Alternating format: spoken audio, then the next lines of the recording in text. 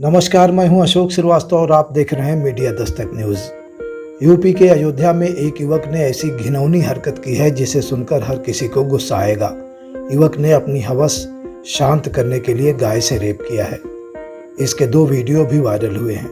घटना बीकापुर क्षेत्र के सराय गाँव की है। वीडियो में साफ दिख रहा है कि एक युवक गाय के साथ रेप कर रहा है। हालांकि मामले की संवेदनशीलता समझते हुए पुलिस ने आरोपी शिवकर गांव के शहाबुद्दीन को गिरफ्तार कर लिया है। उसने पूछताछ के दौरान अपना जुर्म भी कबूल कर लिया है।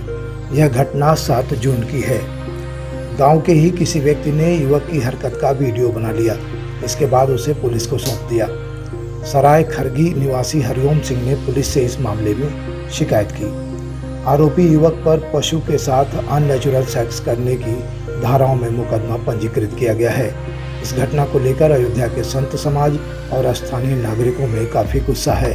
आज इसी बात को लेकर तपस्वी छावनी के महंत परमहंस दास ने अयोध्या कोतवाली कूच किया था। हालांकि कोतवाली के पास सीओ अनिल सिंह कोतवाल और हल्का इंचार्ज ने रोककर घटना के बारे में कार्यवाही की जानकारी देकर उन्हें वापस लौटा दिया। परमहंस दास के शांतपूर्वक लौट जाने से पुलिस ने राहत की सांस लिया। परमहंस दास ने कहा है कि इस तरह के अमानवीय कृत्य पर मुस्लिम समाज क्यों चुप है।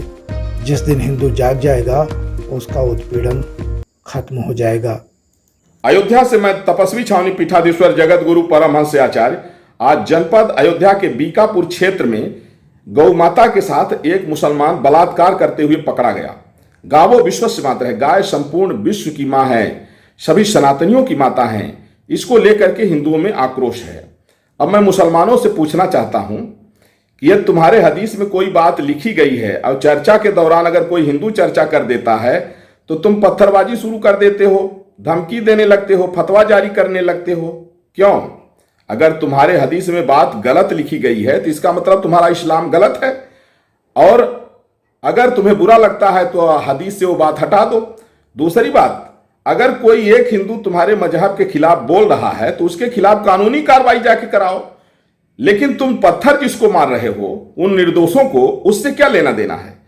और अगर यह समझते हो कि एक हिंदू ने कहा है तो किसी भी हिंदू का घर लूट लोगे, किसी भी हिंदू की दुकान जला दोगे, किसी भी हिंदू के ऊपर पत्थर मारोगे, तो मैं ये पूछना चाहता हूं कि अगर इस तरह से हिंदू जिस दिन सोच लेगा कि एक मुसलमान ने गौ माता के साथ बलात्कार किया है तो जितने मुसलमान हैं इनको पनिशमेंट मिलना चाहिए, तो अगर हिंदू 2 मिनट के लिए क्रोध कर जाए तो भारत के सभी मुसलमानों को जिंदा जला के खाक कर देगा। लेकिन ऐसा क्यों नहीं कर रहा है? इसलिए नहीं कर रहा है कि गलती करने वाला जो है उसी को दंड मिले, और वह भी संविधान के द्वारा। मैं मुसलमानों से पूछना चाहता हूं कि बाबा साहब भीमराव अंबेडकर ने एक पुस्तक लिखा है, पाकिस्तान पार्टीशन ऑफ इंडिया। उन्होंने 132 पृष्ठ में कहा है कि जब तक भारत में एक भी मुसलमान है तब तक यह बंटवारा अधूरा है। जब हिंदू मुसलमान के नाम पर बंटवारा हो गया और पाकिस्तान बांग्लादेश मुस्लिम राष्ट्र बन गया और वहां हिंदुओं को नेशनलिटी नहीं है, तो हिंदुस्तान हिंदू राष्ट्र बने और यहां मुसलमानों की नेशनलिटी खत्म होनी चाहिए। ये संविधान निर्माता ने लिखा है अपनी पुस्तक में। देखिए, ये जनपद अयोध्या के बीकापुर कोतवाली में मोहम्मद शहाबुद्दीन नाम का एक मुसलमान गाय के साथ बलात्कार करते हुए पकड़ा गया, जिसको लेकर के सभी हिंदुओं में आक्रोश है, क्योंकि गावो विश्वस्य माता है, गाय संपूर्ण विश्व की मां है, सभी सनातनियों की माता है।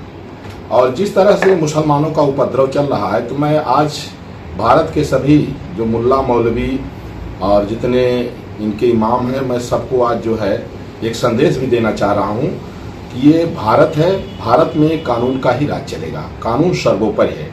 अगर कहीं कोई गलती कर रहा है तो संवैधानिक दायरे में उसके लिए कार्रवाई कोई भी करा सकता है। लेकिन जिस तरह से मुसलमानों में देखा जा रहा है कि ये कानून को हाथ में ले रहे हैं, यह ठीक नहीं है। इसको लेकर के मैं सेंट्रल गवर्नमेंट से, स्टेट गवर्नमेंट से और प्रशासन से भी मैं आग्रह करूंगा कि कानून के दायरे में सबको रखा जाए। जो रहे तो ठीक है, जो न रहे तो उनको रखा जाए। कानून को हाथ में लेने वाला चाहे कोई एक व्यक्ति हो चाहे 1 करोड़ हो, जो कानून को हाथ में ले रहे हैं, सेंट्रल गवर्नमेंट एक अलग से कानून बनाए कि सेना को और पुलिस को खुली छूट हो ऑन स्पॉट गोली मारने के लिए, क्योंकि कानून सबसे बड़ा है, चाहे कोई भी हो। और अगर लोग कानून नहीं मानेंगे तो फिर देश का हालात जिस तरह से पत्थरबाजी से खराब हो रहा है, ये चिंता का विषय है। और नूपुर शर्मा को लेकर जो हंगामा खड़ा है, नूपुर शर्मा ने वो कहा जो मुसलमानों के हदीस में लिखा है। अब कुरान हदीस तो हिंदू ने लिखा नहीं, वो तो मुसलमानों का ग्रंथ है। और हदीस में कोई बात अगर लिखी है उसको नूपुर शर्मा ने कहा, वो तब कहा जब डिबेट में मौलाना शिवलिंग का मजाक उड़ा रहे थे। लाखों ऐसे मौलाना हैं जो हिंदू देवी देवताओं को गाली बकते हैं, चाहे वो असदुद्दीन ओवैसी हो, चाहे उसका छोटा भाई अकबरुद्दीन ओवैसी हो, उनके ऊपर कोई कार्रवाई नहीं हो रही है। और ये मौलाना जो है उनके लिए कोई फतवा जारी नहीं कर रहे हैं। इसलिए मुसलमान पहले अपने कौम को संभाल लें, और भारत में अगर कहीं भी कोई अगर गलती भी कर रहा है तो आप संवैधानिक दायरे में कार्रवाई कराएं।